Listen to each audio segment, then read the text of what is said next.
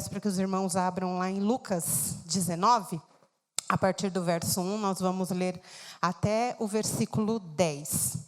É uma história bastante conhecida por nós cristãos, é a história de Zaqueu, um publicano, cobrador e chefe dos publicanos, cobrador de impostos. E nós vamos ver aquilo que o Senhor Jesus fez na vida dele. Estou um pouco, por conta desse tempo aí, estou com a minha voz um pouco anasalada, uma rinite atacada, mas que Deus me dê graça nessa manhã. Bora lá. Lucas 19, versículo 1. E tendo Jesus entrado em Jericó, ia passando. E eis que havia ali um varão chamado Zaqueu. Este era um chefe dos publicanos e era rico. E procurava ver quem era Jesus, e não podia por causa da multidão, pois era de pequena estatura. E correndo adiante, subiu a uma figueira brava para o ver, porque havia de passar por ali. E quando Jesus chegou àquele lugar, olhando para cima, viu-o e disse-lhe: Zaqueu, desce depressa, porque hoje me convém pousar em sua casa. E apressando-se, desceu e o recebeu gostoso. E vendo todos isto, murmuravam, dizendo que entrara para ser hóspede de um homem pecador. E levantando-se Zaqueu, disse ao Senhor: Senhor, eis que eu dou aos pobres metade dos meus bens, e em alguma coisa tenho defraudado alguém, ou restituo quadruplicado. Versículo 9. E disse-lhe Jesus: Hoje veio a salvação a esta casa, pois também este é filho de Abraão. 10. Porque o Filho do Homem veio buscar e salvar o que havia se perdido. Amém. Até aqui. Buscando no Senhor uma palavra para trazer nesta manhã, o Senhor me falou acerca de comoção e conversão. E aí eu quero tratar com os irmãos dessa manhã acerca do que é comoção. É sabido por todos nós que por onde Jesus passava, ou antes mesmo dele chegar aos lugares, uma grande multidão já o seguia e também já o aguardava, por conta de tudo que se dizia a respeito de Jesus.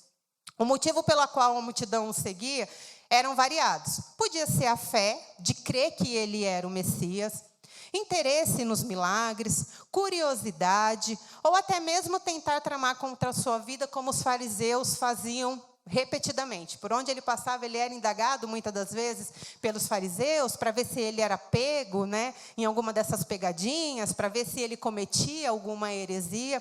Então, por onde Jesus passava, ele era seguido por uma grande multidão, e quando ele chegava nos lugares, já tinha pessoas o esperando. O fato é que por onde Jesus passava, ele era motivo de grande comoção.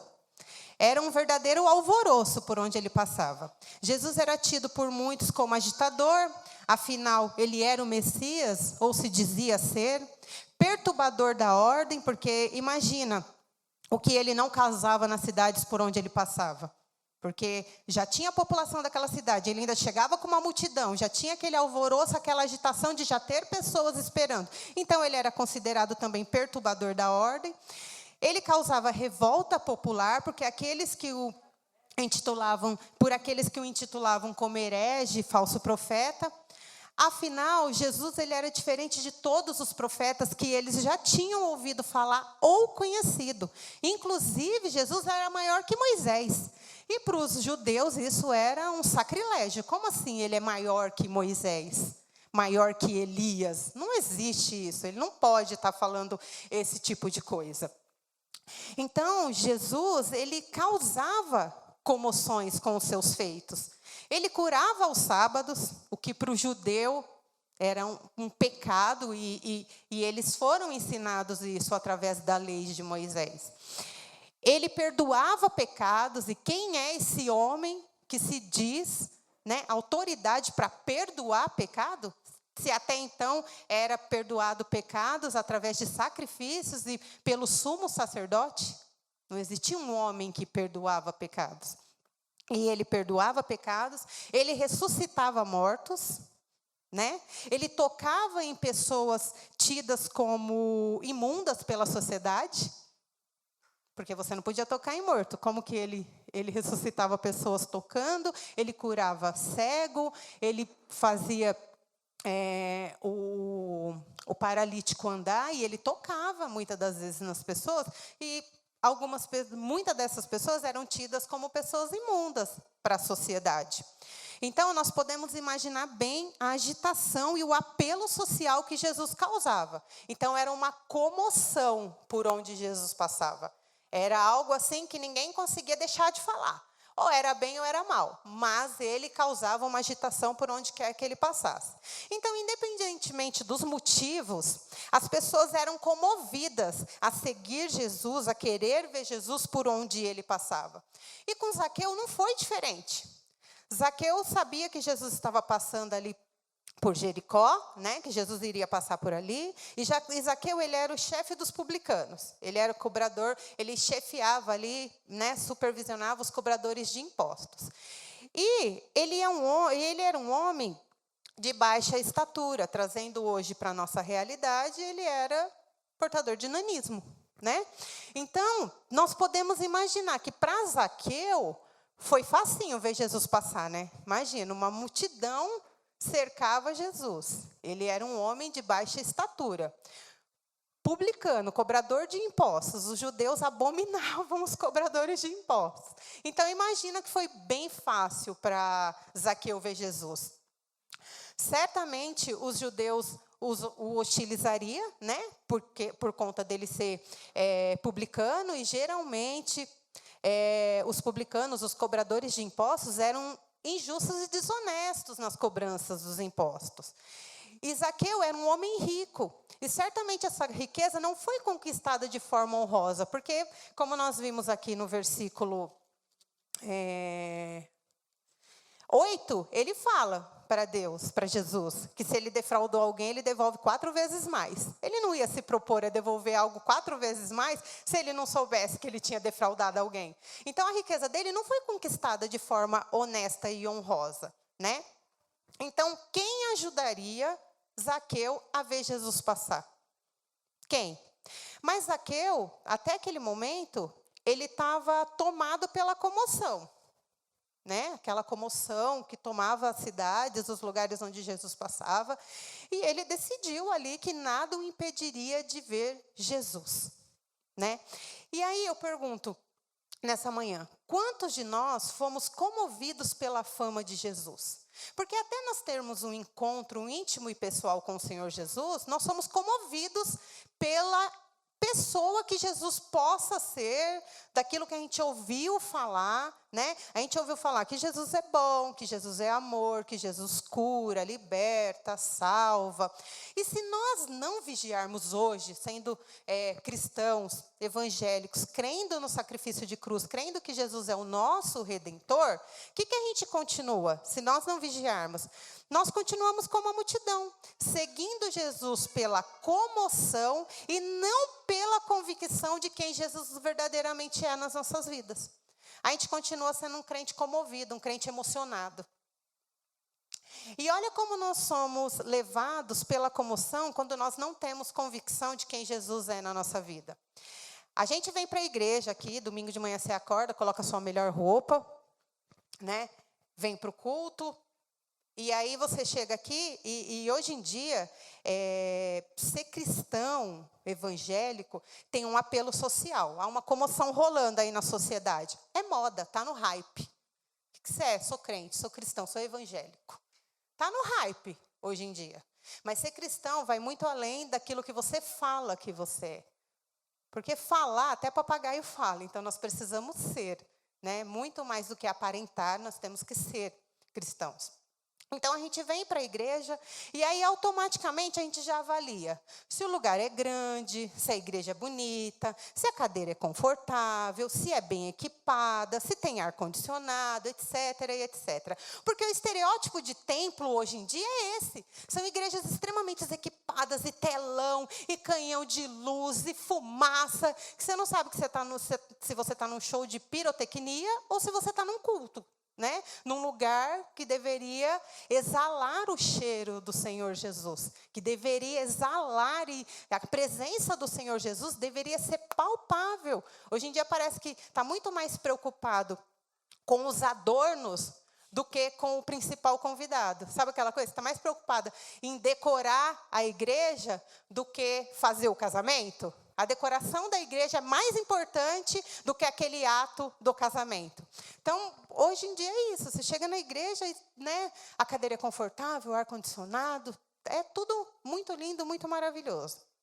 E aí eu te pergunto, coitado daqueles nossos irmãos que vivem em lugares onde a igreja verdadeiramente é perseguida, onde precisam se esconder em cavernas, em porões, lá não tem luzes, não tem som de última geração, não tem pregadores hypados, não tem microfone, mas eles estão ali reunidos, correndo risco de morte, com a fé inabalável no Senhor, porque eles têm convicção de quem Jesus é na vida deles. E muitas das vezes a gente vem para esse lugar buscando conforto. Muitas das vezes a gente vem porque...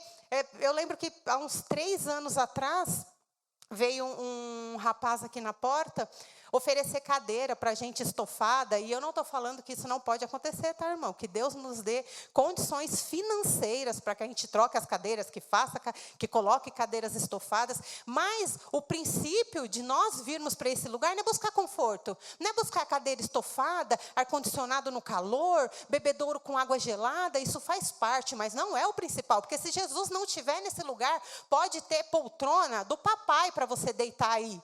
Você está perdendo tempo aqui. Porque é o Senhor Jesus que tem que ser o seu conforto nesse lugar. Não é a poltrona, não é o ar-condicionado, não é a aguinha gelada no verão. Então, você imagina esses nossos irmãos que se reúnem em cavernas, em porões, correndo risco de vida. Mas a convicção deles está no Senhor Jesus. Eles não foram comovidos por apelo social.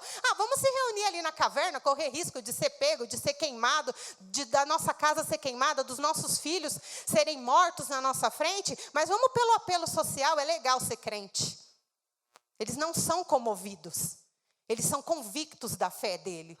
Daquilo que Jesus é na vida deles. E é muitas das vezes o que nos falta. E aí o que acontece? Voltando para a nossa realidade aqui. Aí começa o louvor, a gente começa a se emocionar. Quando termina as músicas, você está feliz, porque tocou só os louvores que você gosta, que você sabe cantar. O louvor estava afinado, ninguém errou. Amém, irmãos? Ninguém errou, ninguém desafinou, ninguém deu uma nota fora. Você fala, eita glória, eu vim no culto certo. Esse daqui é para mim, que hoje está daquele jeito que eu gosto. E aí, né? As músicas você gosta, você sabe cantar, a letra você gostou, a melodia te encanta, afagou sua alma, até aqui está tudo bem, está tudo certo. E aí, a gente vai para a palavra. Agora vamos para a palavra, e aí, nesse dia, bateu. A palavra foi para você. Eita, glória, hoje eu vim no culto certo, porque, o louvor foi para mim, a palavra foi para mim. Eita, que esse irmão estava lá na minha casa, colocou uma câmera lá. Tudo que eu estava conversando lá na minha casa, está falando no louvor, agora na palavra. E aí você entende que aquilo era para você. Afinal de contas, a palavra daquele dia veio de acordo com a sua necessidade. Olha que legal. Começou bem nos louvores. Aí vem a palavra e vem de acordo com a sua necessidade. Você não está no melhor lugar do mundo? Está certinho, era aqui que você tinha que estar. Aqui era o melhor lugar para você. Porque todas as outras ministrações que não falaram com você, não era para você. Era por mão que faltou. Eita! Olha quem tinha que estar aqui, hein? Não veio. Você bate até o olho assim. Não acredito, o irmão não está aqui. Porque todas as outras ministrações não eram para nós. Era para quem faltou. Mas aquela daquele dia específico, era para você. Porque veio de encontro com a sua necessidade. Então, a palavra falou com você. E aí, o que a gente faz? A gente chora, a gente desabafa os nossos problemas para Deus. E a gente conta a nossa vida, a nossa história, desde quando a gente nasceu. E aí, irmãos, lembrando uma coisa muito séria que é primordial para a vida daquele que se diz cristão evangélico. Desabafar e despejar os seus problemas para Deus não tem nada a ver com confessar pecados, arrependimento, pedir perdão, orar e se apresentar como filho humilde diante do Pai. A gente quer só desabafar, a gente quer assim, despejar os nossos problemas em cima do Senhor, como se fosse uma oração de arrependimento, como se fosse confessar os pecados, como se fosse a gente chegasse diante do Senhor e falasse: Senhor, eu não presto. Senhor, essa semana eu fui o pior dos piores, olha a maneira como eu tratei a minha família, olha como eu fui no meu trabalho, olha o que eu tenho falado dos meus irmãos da igreja. Não, a gente chega aqui e fica: ai, Senhor, amanhã a conta vence. Ai, Jesus, muda meu filho, e que não sei o quê. Mas para você mesmo, você não pede transformação, não pede mudança. Acha que desabafar e despejar problema em cima do Senhor é ter um coração contrito, um coração humilde, é a mesma coisa que orar e se arrepender. Desabafar, a gente desabafa com um amigo, com um psicólogo. Com o Senhor a gente ora e se arrepende. É isso que traz transformação para a nossa vida, é arrependimento, é confessar pecado. A gente não confessa mais pecado porque acha que Deus sabe de tudo. E Ele sabe de tudo. Mas Ele quer que você tenha a humildade de se prostrar diante dEle, de se arrepender, de confessar suas debilidades. E a gente não faz mais isso. A gente não quer fazer. Porque confessar pecado nos coloca num lugar de desconforto. E a gente vai ver mais para frente. O porquê que Deus fez tantas coisas. Deus fez essa maravilha de levar a salvação para a casa de Zaqueu e para a família dele. Porque ele se colocou num lugar de desconforto. E a gente quer estar confortável. A gente quer estar confortável o tempo todo. E aí o que acontece? Caminhar. Por que nós agimos dessa maneira? Porque nós achamos que caminhar com o Senhor Jesus é ter uma vida confortável e cheia de regalias. Se a sua vida financeira está bem, seu casamento está bem, seus filhos estão bem, o seu trabalho está bem, você tem uma vida confortável, uma vida cheia de regalias, você acha que você está pimpão com o Senhor. Está tudo joinha para mim, ó. Sabe quando a gente coloca checklist lá para os nossos filhos? Geralmente quem tem criança coloca, né? Acordou, escovou os dentes, arrumou a cama. Aí a gente acha que a gente está com o nosso checklist ali, tudo ok, tudo joinha. E aí o que acontece? Culto após culto, a gente quer sair daqui com a sensação de estar melhor. Ai, estou saindo daqui melhor. Ai, graças a Deus, estou me sentindo melhor do que eu entrei. E nós não temos que sair do culto nos sentindo melhor do que nós entramos. Nós temos que receber a palavra, tomarmos posse, sair daqui decididos a ser melhor. Não é para você se sentir melhor, porque a palavra de Deus não é sobre sentir. É sobre decisões. A palavra do Senhor é racional. Porque o coração do homem é enganoso. O coração do homem nos leva a tomar decisões terríveis. Quem já ouviu aquele ditado assim: não tome decisões permanentes quando você estiver muito feliz ou muito triste? Porque você vai tomar suas decisões baseadas naquilo que você está sentindo. Se você está muito triste, você toma decisões erradas. Se você está muito feliz, você também toma decisões erradas. Decisões são racionais. E aí a gente quer sair daqui se sentindo bem. Afinal de contas, eu desabafei com Jesus, já entreguei para Ele todos os meus problemas, e afinal de contas, Ele é Deus. Só Ele pode resolver. Então, a gente sai daqui se sentindo melhor. A gente sai daqui, cantarolando. Uhul, vou ali na feira agora comer um pastel, que é aqui na rua de trás. E estou pronto, uhul. Vou viver mais uma semana de glória. E aí você só vai abrir sua Bíblia de novo na quarta, quando tiver no culto fé, se vir. Ou no próximo domingo. Porque aquilo que você recebeu no domingo, que você acha que tomou posse, já é o suficiente. Afinal de contas, você saiu daqui se sentindo melhor do que você entrou. E o culto não é para nós nos sentirmos melhor. É para nós recebermos a palavra, tomarmos posse e decidirmos sair daqui e viver melhor. É você quem decide. E o decidir viver melhor é todos os dias. É ser uma pessoa melhor, é todos os dias.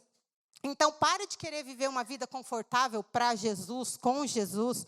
Jesus não tinha conforto nenhum. Em Lucas 9, 58 vai dizer acerca de Jesus não ter nem onde recostar a cabeça. Jesus não tinha conforto. Jesus não tinha conforto. Entendeu? Então, a gente quer buscar uma vida confortável, uma vida cheia de regalias, só porque agora a gente entregou a vida para Jesus. Que conceito é esse que a gente tem de caminhar com Jesus? Que caminhar com Jesus é uma vida de alegria, alegre, saltitante, todo mundo fazendo piquenique no parque. Não é.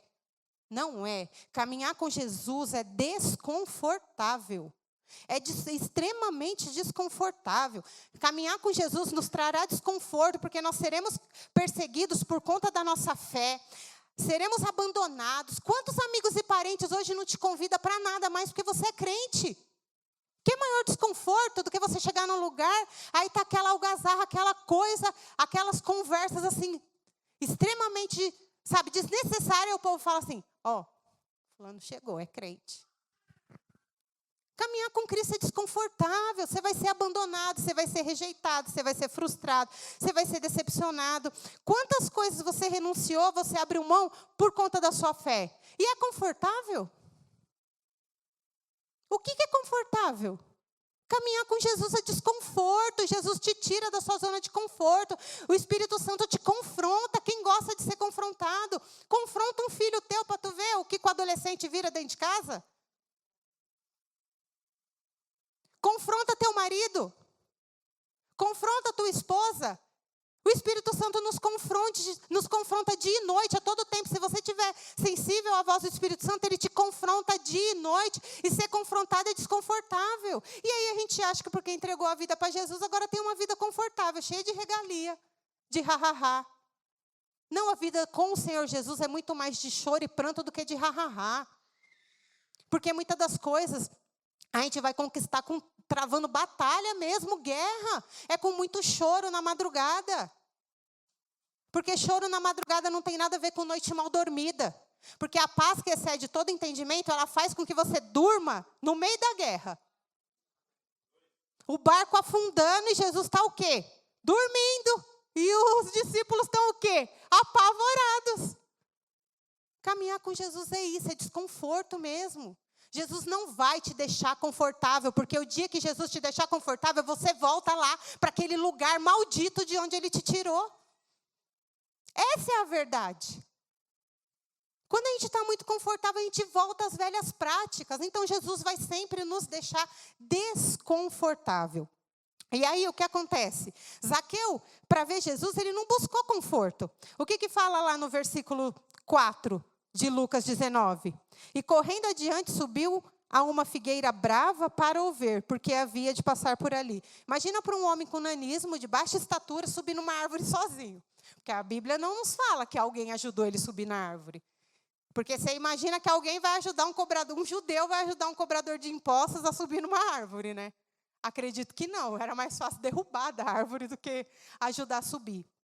Então, ele não mediu, ele não buscou conforto para ver Jesus passar. Entendeu? A Bíblia não fala, mas imagina quantas vezes ele não deve ter tentado. Talvez tenha caído na primeira tentativa. Talvez tenha se esfolado tentando subir na árvore. Porque não deve ter sido fácil para ele.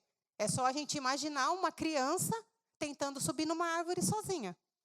Não vai conseguir de primeira. Então, Jesus ele era seguido, né, por uma multidão. Mas Jesus só enxergou Zaqueu. Porque Jesus não se convidou para ficar na casa da multidão. Jesus olhou para Zaqueu e falou para ele: desce daí, se apressa, porque hoje me convém pousar na tua casa. Jesus enxergou o Zaqueu porque Jesus enxerga o coração. É o coração que Jesus enxerga. Então, Jesus viu ali no coração de Zaqueu a disposição em passar por uma verdadeira conversão. E aí você quer ver o que a comoção faz?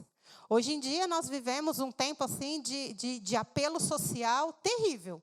Uma comoção social terrível. Política. Você quer ver dividir e causar comoção? É política. Direita e esquerda, não tem mais nada. Antes ceiavam todos nós juntos. Direita, esquerda, centro, Não tinha essa, não tinha militância. Hoje parece assim, né? Que os de direita é céu, os de esquerda inferno, aí para os de esquerda eles são céu e os de direita são inferno. Como são, sabe, apelo social. Se você não estiver dentro desses dois nichos, você está onde? Às vezes eu fico olhando assim, eu fico, e agora? Para onde que eu vou aqui? Porque a gente não está de lado direito ou lado esquerdo. A gente está dentro das convicções do que a palavra nos ensina. A verdade para a nossa vida não é ser de direita ou ser de esquerda. A verdade para a nossa vida é a convicção em Jesus Cristo. A palavra do Senhor Jesus é a verdade para as nossas vidas. E essa comoção não é conversão. Comoção, apelo social, está hypado ser crente, ser cristão, como você queira chamar, não é conversão. Não é. Conversão é conhecer Jesus e aceitá-lo como seu único Salvador, arrepender-se dos seus pecados, não medir esforços para agradar e estar perto do seu Deus, tendo a convicção de que você é um miserável da graça de Deus, que sem o Espírito Santo nós não somos nada. Isso é conversão. Faz uma autoanálise. Eu vivo assim? Eu me arrependo dos meus pecados? Eu tenho convicção no Senhor Jesus? Né? Eu entendo todos os dias que se não for o Espírito Santo, como Davi falou para Deus, só não tire de mim o teu Espírito. Porque ele entendia que sem o Espírito Santo ele não era nada. Nós não somos nada. Tira o Espírito Santo de você para você ver o que sobra. De mim sobra uma insana, uma louca, uma doida. Que para sair na mão com uma pessoa na rua não precisava muito. É isso que sobra de mim se tirar o Espírito Santo de mim. Não sobra nada da gente. Nós não temos nada de bom. E se acharmos que tem algo de bom na gente, é o Espírito Santo, tá? Não é você. Não nos convém achar que somos bonzinhos porque pagamos nossas contas em dia, porque somos bons pais, bons maridos, boas esposas, bons amigos. Não nos convém achar que isso é bondade. Isso é fruto do Espírito Santo na sua vida, que tem confrontado o teu caráter, que tem alinhado, entendeu? A tua vontade é a vontade de Deus. Porque a gente não pede, Senhor, alinha a minha vontade à tua. A gente não acha que quer que Jesus alinhe a vontade dele à nossa. É o contrário. Eu que tenho que pedir, Senhor, alinha a minha vontade à tua. E se não der para alinhar, Senhor, que seja feita a tua vontade. Acima de tudo é o Senhor, acima de tudo é o que o Senhor tem como plano para a minha vida. E isso me basta. Vai me trazer desconforto, vai doer, mas me basta. Essa é a verdade para as nossas vidas. Mas a gente quer sombra, água fresca e água de coco. Uma vez por ano nas férias está tudo certo, mas não vai ser isso o ano todo. E para você tirar uma semana de férias, sabe aquela coisa assim, ó?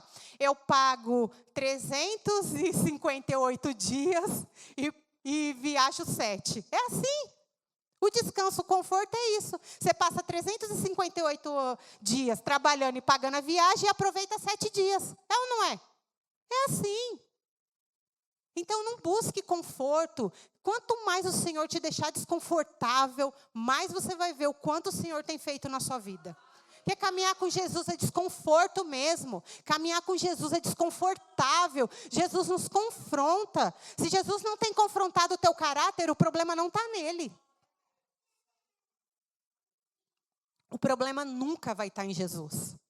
Foi você que não permite mais que o Senhor confronte o teu caráter, que o Senhor transforme essa debilidade, que você insiste em achar que eu nasci assim, vou crescer assim, vou morrer assim. Jesus está todo dia aí, ó, batendo na porta do nosso coração. Todo dia. Essa semana o Renato até me falou de um livro que ele viu. Como ser Maria num tempo de Marta. A gente está assoberbado, preocupado em ganhar dinheiro, em comprar casa, carro, em conquistar, em fazer, em fazer cursos, em conquistar como profissional, entendeu? Mas não tem tempo de qualidade com Deus. Porque o tempo com Deus é tudo o que sobra. É tudo que sobra. Para Deus é sempre o que sobra. É a oferta que sobra, é o alimento que sobra, que está quase vencendo na minha despensa, é o tempo que sobra, se der eu faço, mas se não der, Deus entende, afinal de contas Ele é Deus. E aí eu te pergunto, como ser Marta nesse tempo? Como ser Maria nesse tempo de Marta? Porque nós escolhemos todo dia ser Marta. A gente escolhe todos os dias ser Marta, a gente não quer ser Maria, porque ser Maria é desconfortável. Ser Maria é desconfortável. Ser Maria traz desconforto. Porque estar aos pés do Senhor demonstra dependência. Estar prostrado aos pés do Senhor demonstra dependência. Na hora que a pastora Raquel estava ministrando aqui através da oração, eu me prostrei ali, eu falei, Senhor, me perdoa. Me perdoa. Porque verdadeiramente eu sou uma miserável. Eu me prostro diante dos afazeres da minha casa. Eu me prostro diante dos cuidados com meu marido, com os meus filhos. Eu me prostro diante das minhas responsabilidades com o meu trabalho. Eu me prostro diante de problemas, mas não me prostro diante do Senhor. Porque se prostrar diante do Senhor não está em ficar ajoelhado. Como que está o seu coração diante do Senhor? Porque o Senhor vê primeiro o coração. Foi isso que Jesus viu em Zaqueu. Por isso que diante de uma multidão toda, Jesus só olhou para Zaqueu. Obrigada. Jesus só olhou para Zaqueu. Jesus falou para Zaqueu que queria pousar na casa dele. Então, o que acontece? A conversão, ela vai gerar transformação, que é diferente de comoção. Comoção é o que todo mundo está fazendo. A conversão, ela gera transformação no caráter, nas atitudes, na postura, nas falas, nos relacionamentos. Todas as áreas da nossa vida são afetadas quando nós nos convertemos a Jesus. Todas, não fica uma área ilesa. Todas são afetadas pelo Senhor Jesus. Então, e aí você vê o que a comoção faz. Porque quando Jesus falou que ia pousar na casa de Zaqueu, Lucas 19:7 fala o quê? E vendo todos isto, murmuravam, dizendo que entrara para ser hóspede de um homem pecador. A comoção, olha o apelo social. Você viu onde Jesus vai pousar? Tanta casa aqui de sacerdote. Vai logo na casa do pecador. Mas talvez Jesus vai entrar lá na casa daquele vizinho que tu não dá nem bom dia de manhã e não vai entrar na tua. Porque é assim. Porque Jesus está vendo o coração. Jesus vê o coração. Ele não vê a aparência. Porque ultimamente a gente está vivendo uma geração tudo de dublê de crente. Tem cara de crente, cheiro de crente, paleta de cores de crente. Eu estou com paleta de cores de crente. Pode ver aí, tá? Tá no nude, no bege, no marrom, no cinza, no preto. Estou com paleta de cor de crente. Paleta de cor de crente, cheiro de crente, aparência de crente. Dublê de crente. Parece ser, mas não é. Porque não tem uma vida de cristão, não tem uma vida verdadeiramente convicta do que Jesus foi, do que Jesus é, de que Jesus está por vir. Está achando que Jesus vai voltar a história da carochinha, porque eu ouço Jesus voltar desde quando eu era criança, quando minha avó me enfiava dentro de uma Kombi, com meia dúzia de irmã do coque, com uma caixa de som e ia para a praça fazer culto. Desde lá eu ouço, Jesus ainda não voltou. Mas eu tenho que ter convicção de que Ele voltará. Ele voltará. Para aqueles que creem, para aqueles que não creiam. Porque Jesus não vai voltar para aqueles que anseiam pela volta dEle. Mas para aqueles que creem na volta deles. Porque num momento de dificuldade, até aquele que não crente fala. Que aquele que não é crente fala, ai, Jesus precisa voltar. Mas você crê que Jesus vai voltar e vai voltar para buscar a igreja, e você precisa estar no meio. Você precisa ser parte integrante dessa igreja. Em nome do Senhor Jesus Cristo. Que a nossa mente, sabe, não seja cauterizada para aquilo que o Espírito Santo tem falado à igreja. Em nome do Senhor Jesus Cristo. A comoção social, muitas das vezes, a comoção, o apelo social, muitas das vezes faz com que nós sejamos levados por ventos de doutrina. Quer ver um exemplo bem claro que acontece na igreja? Todo mundo está fazendo e falando, então é de Deus. As igrejas fazendo culto de cura e libertação. Então, o pastor precisa fazer aqui também. Nós já fomos questionados. O pastor Rodrigo não faz culto de cura e libertação. E o pastor Rodrigo sempre fala, eu creio em libertação, eu creio em cura, eu creio sim. E aí o que acontece? Em João 8,32 vai falar acerca de conhecereis a verdade e a verdade vos libertará. Né? E aí o que acontece? Se o sacrifício de Jesus na cruz, o sangue derramado naquela cruz, a palavra que é a verdade para a tua vida, não te curou e nem te libertou, você acha que 1h30 de culto de cura e libertação vai te libertar e te curar?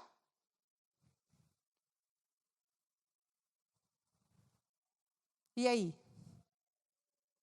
Se o sacrifício de cruz, a palavra sendo ministrada, a palavra exposta, a revelação do Senhor, de quem é Jesus na sua vida, você entende que até hoje Ele não te curou e não te libertou? Então se nós fizermos aqui um culto de 1h30, orando na sua cabeça, vai te libertar. Olha como a comoção, o apelo social faz com que a gente seja levado por vento de doutrinas. Qualquer historinha se torna realidade, porque todo mundo está falando, todo mundo está fazendo. Por que só aqui não tem? Por que só aqui nessa igreja não tem? Pergunta para Deus por que Ele te colocou aqui nessa igreja que não tem culto de cura e libertação. Talvez a sua resposta virá. Para de perguntar por que aqui não tem. Pergunta para Deus por que Ele te plantou aqui, numa igreja onde não tem.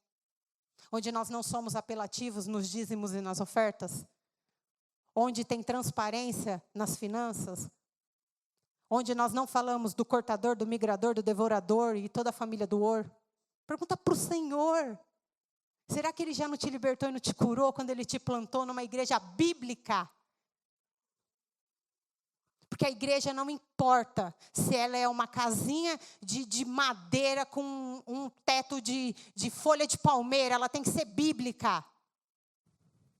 É bíblica. Não importa se ela é adornada, se ela tem show pirotécnico. Se ela não é bíblica, fuja. Correndo. Na primeira palavra que você vê que não é bíblica, que não é cristocêntrica, que não é Cristo do início ao fim, fuja. Independente de quem esteja pregando. Pode ser o pastor mais hypado do momento. Pode ser o mais conhecido. Pode ser o que te chama de minha linda e meu lindo. Não é de Deus para a sua vida.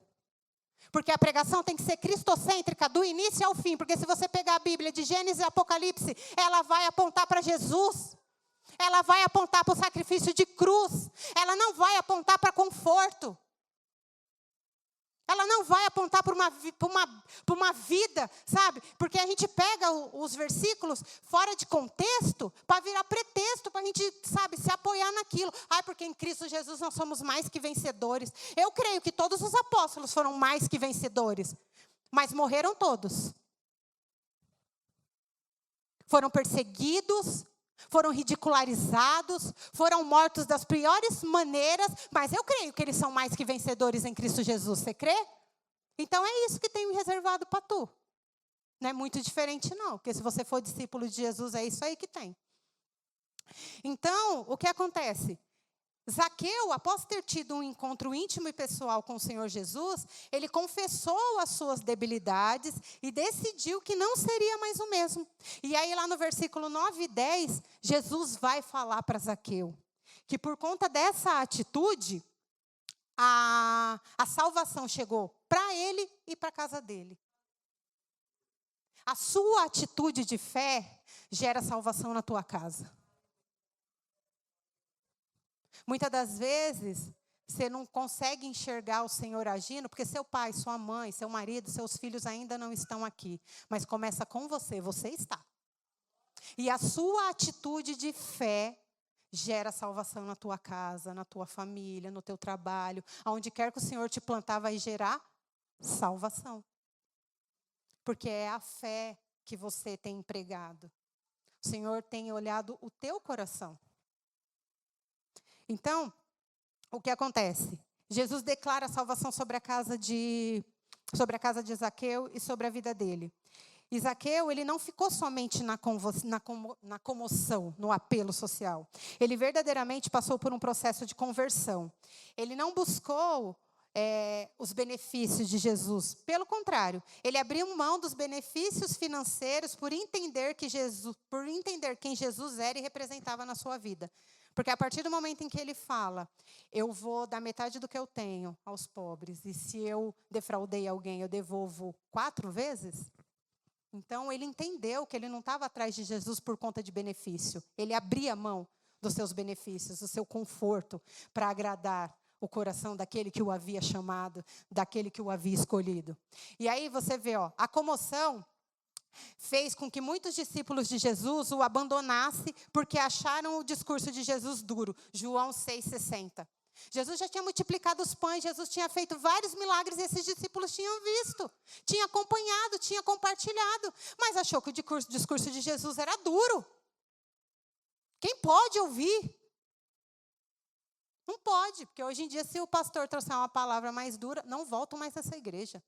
Não fui lá para ouvir isso.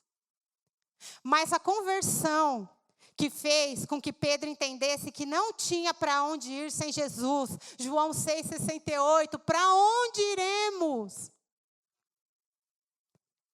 Pedro entendeu que não tinha outro lugar para ir que não fosse com Jesus. A comoção fez com que o povo escolhesse Barrabás e não Jesus. Mateus 27,17, quando Pilatos coloca lá, e aí? Hoje eu posso soltar um condenado. Quem que vocês querem? Jesus ou Barrabás? E aí lá no versículo 20 de Mateus 27, o que o povo escolhe? Sendo ali comovidos pelos fariseus, pelos sacerdotes. Barrabás. Olha o que a comoção, o apelo social faz. Se nós não tivermos entendimento de quem Jesus é na nossa vida. Mas a conversão, mas a fé em Jesus fez com que um ladrão se convertesse pregado na cruz. No último momento, ele entendeu quem era Jesus. Lucas 23, do 40 ao 42, vai contar um pouco ali da história do ladrão na cruz com Jesus.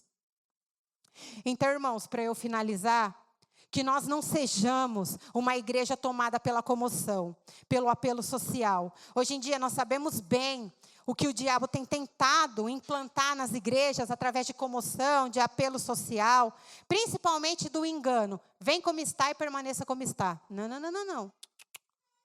Esqueça. Venha como está e Jesus vai te confrontar, ser transformado. Em nome do Senhor Jesus Cristo. Hipergraça, uma vez salvo, sempre salvo. Esquece, engano de Satanás para a sua vida. Comoção, apelo social não é conversão, não salva ninguém. E que naquele grande dia, quando Jesus vir buscar a sua igreja, Ele vai buscar uma igreja santa, limpa, convertida, noiva prudente. Que nós sejamos verdadeiramente essa igreja. Que Deus os abençoe.